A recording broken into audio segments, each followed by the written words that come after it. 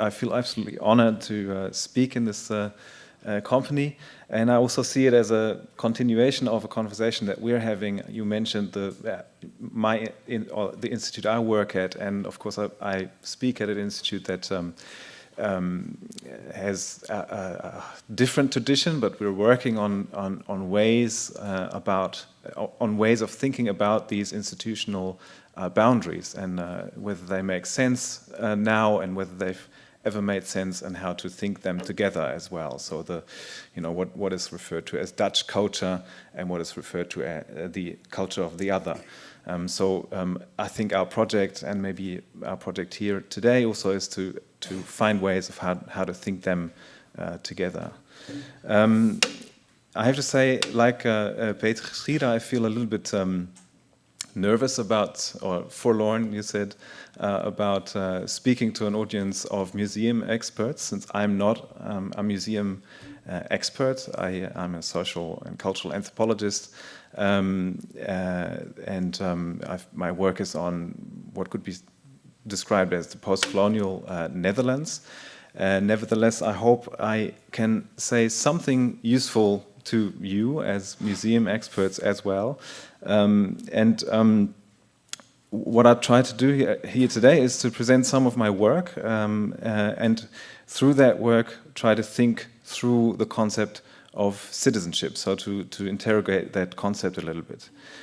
Because in the call for, or in the conference call or the announcement, you said, or the organizers say, that we are interested, I quote, to think critically about how we might reposition the museums in the post-colonial moment when citizenship and belonging are in question. So that's what I'm trying to do is, and as you will see, museums will play a crucial role in my presentation, but what I'm trying to do is to question the notion of citizenship and to interrogate that a little bit. So the culturalization of citizenship in the Netherlands, that is the increasing importance ascribed to culture in the politics of citizenship, belonging and integration, has been marked by a tension between religion and secularism. The culture of others, and Muslims in particular, is here pitted against the secular, progressive and emancipated Dutch culture. Minorities are increasingly expected to integrate into Dutch culture and embrace Dutch norms, values and traditions. The process of integration here does not only mean to keep one's culture to oneself and out of the public sphere, but it is understood as a fundamental transformation of the person. Since they are thought to be caught in backward traditions, prospective citizens have to emancipate themselves. This process of emancipation, in turn, is told as a narrative of secularization. In his book Rituals, in his book on ritual citizenship, Oscar Verkijk has argued that, I quote, "In this narrative, the acting, willing, rebelling individual is central. Against the grain of society, the individual breaks with social conventions of his milieu, so as to let his personal autonomy flourish," end of quotes. In other words, the Dutch citizen is not only seen as emancipated, but this emancipation is understood specifically as an emancipation from religion. In this paper, I want to look at a process of emancipation that claims the opposite. Religion is emancipation. Here, emancipation is not understood as a process of secularization, but as a re-evaluation, indeed an embrace of religion. I'm talking here about the claims to citizenship articulated by post-colonial migrants, or more specifically, Surinamese Dutch of African descent. The paradigmatic shift to integration in the 1990s and the ensuing search for Dutch culture, cultural heritage and history has also turned up the so-called dark pages of Dutch history. And Alex van Ciprian has actually recently posed the question of what book actually has dark pages? No, that these pages are part and parcel of the narrative of the Netherlands, so they're not just the exception. Right? And I think speakers before me have emphasized that as well. In the early 1990s, Surinamese Dutch of African descent mobilized the colonial past, and in particular, the Dutch involvement in the transatlantic system of slavery to formulate claims to citizenship. As a consequence of slavery, they argued, they have been made citizens of the kingdom against their will. Now they should be treated as such, not as second-class citizens with limited access to education, housing, the labor market, and other areas of social life. The self-identified descendants of the enslaved see this claim to citizenship as a process of emancipation. Following many postcolonial thinkers like Du Bois, Fanon, Senghor, Said, and others, they argue that colonialism has created structures of power that reach into the present and cause psychological, social, cultural, and political problems. Yet in contrast to the notion of emancipation as secularization, they articulate a critical position that does not take for granted the norm of secular modernity. Instead, as I will show, in their claims to citizenship, the nation, and indeed modernity, secular and religious modes of binding and belonging intersect. On July 1st, 2013, the 150th Jubilee of the abolition of slavery in the Dutch West Indian colonies, the 150th Jubilee of the abolition of slavery in the Dutch West Indian colonies was celebrated at the National Slavery Memorial in Amsterdam. You can see this here. As every year, the ceremony was opened by a libation in honor of the ancestors. It was poured by Marianne Markelo, one of the most important priestesses of the Afro-Surinamese Winti religion in the Netherlands. For the first time, Markelo was accompanied by a newly created ancestor mask. Humberto Tan, a well-known TV personality and talk show host of Afro-Surinamese descent, introduced Markelo as follows. In Surinamese culture, rituals play an important role. For instance, the playing libation, a ritual in which the ancestors and God are called upon to provide assistance. And you will also see in a moment a mask. The mask is an expression of the African Renaissance in the so-called Winti culture. The mask, by the way, was made by Boris van Berchem. And in your attention, please, for the playing libation by Marianne Markelo. As she slowly walked around the memorial, pouring water from a calabash, and accompanied by a dancer wearing the mask, Markelo spoke the following words of prayer. And actually, the last time I gave this presentation was in a church, which sort of added an interesting layer to the prayer that I will read out to you now. Ancestors, God the Creator, Mother Goddess Maisa, ancestors, your memory is like water that purifies my spirit and activates my imagination. Ancestors, on this 150th commemoration of abolition, I want to say thanks to your struggle. I want to say thanks for everything you left behind for us in this history. Mother Earth, Mother Goddess, make us aware that the freedom to fight for freedom is important. Freedom demands commitment and dedication. Anana, Maisa, Mother Earth, God the Creator, today too I call upon you, come in our midst, stay close to us, let us find the strength to further develop the Netherlands together and in harmony. Slavery has known victims, perpetrators, as we say today, but we are concerned today with the future. After 300 years of experience with slavery, we are in this part of Europe, the beautiful black and white Netherlands. We are free people. Mother Earth, Maisa, ala den Yoka, ala den Bigisma Unu, Mekar Unu, so all the spirits, all our big ones, I call on you. So she switches between Dutch and the Surinamese Creole. Come in our midst, be with us, be with the politicians, in particular of the city of Amsterdam and the Kingdom of the Netherlands. Give them wisdom to make difficult decisions in this time, which will affect all of us. But ancestors, you have done your share. Give us as your descendants the inspiration to also contribute to the further construction in a respectful manner, in a manner that is worthy of humanity and the history of the Netherlands. Harmony, freedom, we make a convent today that if we discover any form of slavery is emerging in our society, that we will fight against this. This is the convent of the 150th Jubilee of Slavery in Suriname and the Dutch Antilles. Thank you. 1 year later, on July the 1st, 2014, Markelo poured libation again at the memorial on the occasion of the 151st anniversary of abolition. When the libation had ended, a siren interrupted the ceremony. When Markelo had left the memorial ground, a group of young men and women of African descent had gathered swiftly in front of the stage. They were clad in black clothes, forming a block with grim faces. Through a megaphone, a young man read out a statement. "We are standing here today with the utmost respect and reverence for our ancestors. We are standing here in the name of Anton de Kom, Boni, Tula, Baron, Sophie, Jolicoeur, Tata, Karpata, Tuisson, Nanny, and the countless invisible fighters and victims of the Dutch wealth and welfare. We are here to see to it that no foreign breath enters their commemoration.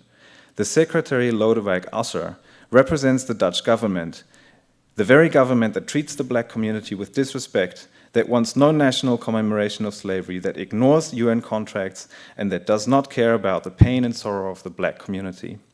We are here to prevent the Vice President Lodewijk Asscher from insulting our ancestors with empty words any longer, and even more so on a day that we commemorate their struggle and their suffering.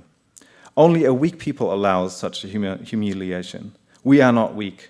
We will be a role model to our offspring, just like our African ancestors were assertive role models to us.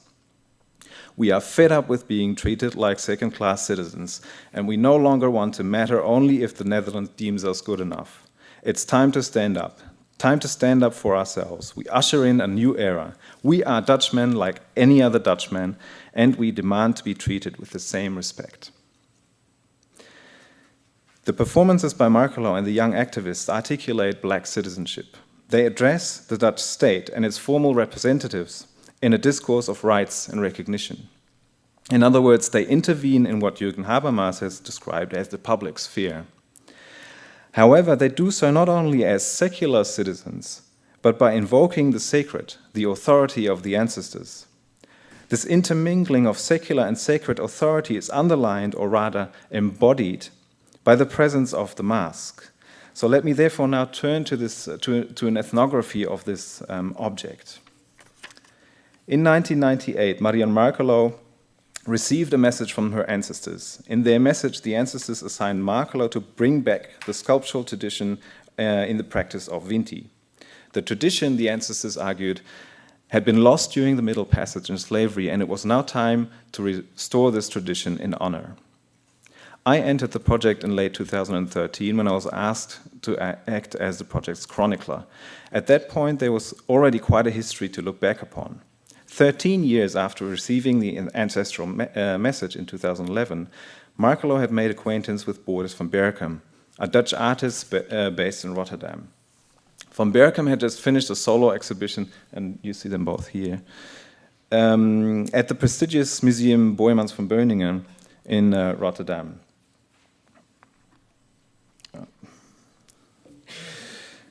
He described to me their first meeting at a Vinti Pre as a magical moment in which Markelo, guided by her African ancestors, chose Van Berchem as a partner in the project they came to call the African Renaissance in the Vinti religion. You see one of their performances here. In 2011 and 2012, Van Berchem made 6 ceramic sculptures of the Vinti mother goddess Mama Isa. However, the African-inspired sculptures he initially produced did not stand the test of ritual deployment when Markelo and Van Berchem used them in a Vinti Pre. The ritual had been prepared well. The event was organized at Van Berchem's studio on Brienenoord Island near Rotterdam, an island in the Maas River. The sculptures had turned out beautifully and could certainly serve as spiritual objects. Indeed, one of the sculptures is now part of Markelo's private altar. And they were also exhibited in the Museum of World Cultures in Rotterdam. The World Museum in Rotterdam, sorry. I'm getting confused with world and culture. So. Nonetheless, they were not yet perfect, Van Berchem said. They did not have the spiritual presence that he had aimed for. The sculptures, he said, were too static, just sitting there on the altar. They ought to be more dynamic, more alive, he said. During the ritual, Van Berchem did, however, have a vision of how the sculptures could be perfected. In his vision, he saw people dancing and wearing sculptures on top of their heads. I thought it would be more powerful if the sculptures were kinetic, moving instead of static. If they could actually dance among the people. But their project, Markelo and van Berken's project, is not only a religious innovation, it is also the production of cultural heritage. It included not only the reintroduction of sculpture in the Vinti religion, but also the safeguarding of African heritage in the Netherlands. In 2013, van Berken and Markelo collected more than 1,200 signatures against the commercial sale of the Rotterdam World Museum's Africa collection. The project received the name Ik ben niet te koop, I'm not for sale, a creed against slavery in general, and in particular against, as they call it, the unlawful sale of the Africa collection by the World Museum director Stanley Bremer, a waste of cultural heritage. That collection belongs to the people of Rotterdam, of which 20% have African roots. Then it dawned on me, van Berken explained to me, we needed to go where the African ancestors live in the Netherlands, in the great African collections of Dutch museums. At that moment, he connected the dots, safeguarding the African heritage in the Netherlands and reintroducing sculpture in the Vinti tradition were two sides of the same coin. Hence, they approached the African Museum in Bergendal, where they visited the collection of Yoruba masks in the museum's depot. Guided by this, as they call it, spiritual character, this is the website of their project. Guided by the spiritual character of the objects, Markelo and van Berken selected 6 Yoruba masks. The valuable wooden masks had to remain in the museum, but Markelo and van Berken were not seeking to acquire one of the original masks. They were looking for a contemporary ancestor mask. For their project, simply preserving the wooden originals proved insufficient. The new mask needed to meet present standards and cater to present needs. The mask that had worked for the ancestors would no longer work in the present, but it nevertheless needed to make the ancestors present too. Van Berken achieved this production of presence in the present with 3D technology.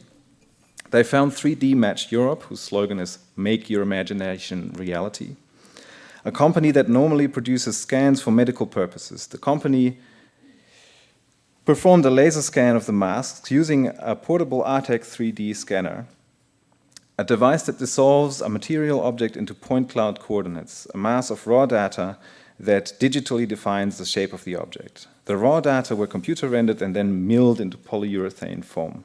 So here you see the process in action. So they scanned 6 masks, and the computer rendered images of 2 masks so this is the material. It's a kind of building material used for insulation.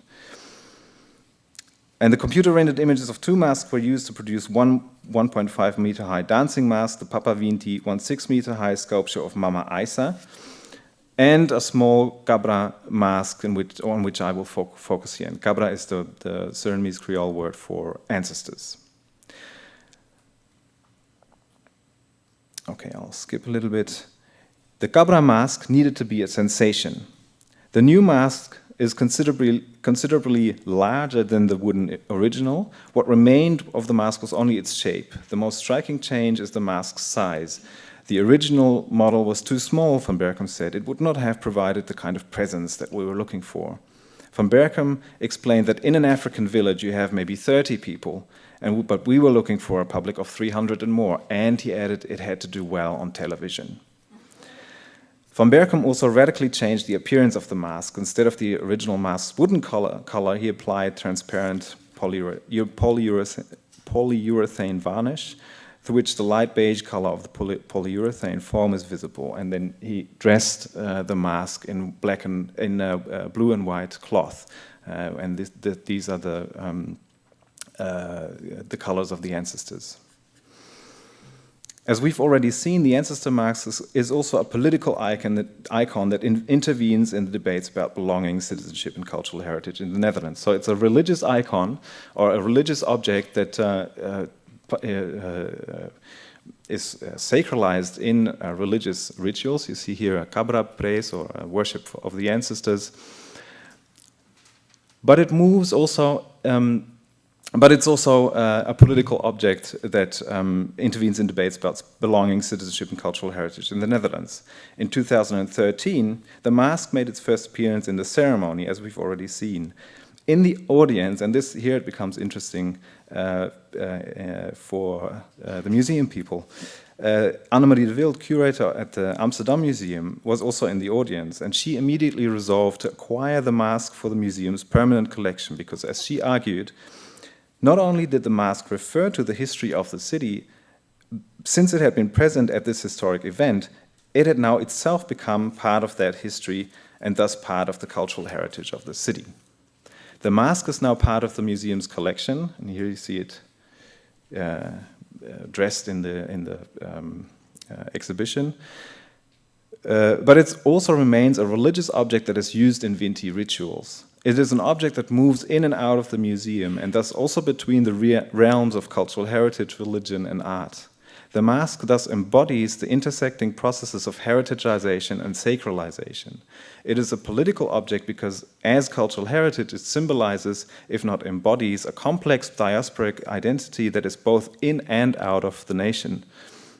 Both in and of the nation, to paraphrase C.L.R. James. It is a sacred object because it generates spiritual presence, the ancestors. So just in conclusion, I wanted to make 3 points. The intervention I presented here is issued from within what Paul Gilroy has called the counterculture of modernity. That is the fundamental entanglement of black cultures with modernity. The examples are presented suggest that in this counterculture, secular and religious modes of binding and belonging intersect. It invites, if not urges, a different understanding of modernity that does not take enlightened rationality and secularism as its self-evident foundation, and religion as its other. Instead, it directs attention to the complex dynamics of processes of secularization and sacralization in racial modernity. Second point, it invites what has been called a material approach that looks at the techniques of persuasion at work here. So the mask is what Birgit Meyer has called a sensational form, a technique of generating presence. In this particular form, the mask, the presence, the presence generated is a double presence. In the object of the mask, sacred and secular modes of binding and belonging intersect and critically relate. This means that we need to take seriously the role of religion in projects of emancipation. Such a position has been called a post-secularist perspective. Beyond the narrative of emancipation as secularism, so that this goes beyond the narrative of emancipation as secularization. But what does that entail? I mean, not only for the secularists who claim that you can only be emancipated once you're secular, but for those who believe that there is no yes, so not only for the secularists, I also mean to ask what this entails for the secular gaze of science and perhaps also the secular gaze of the museum, if there is such a thing. What does it mean to take religion seriously? And can this be done from a perspective of secular science or secular museum perspectives? What would it mean for science or the museum to become post-secularist? And I mean beyond just a critique of secularism. So these are the questions I wanted to raise. Thank you very much.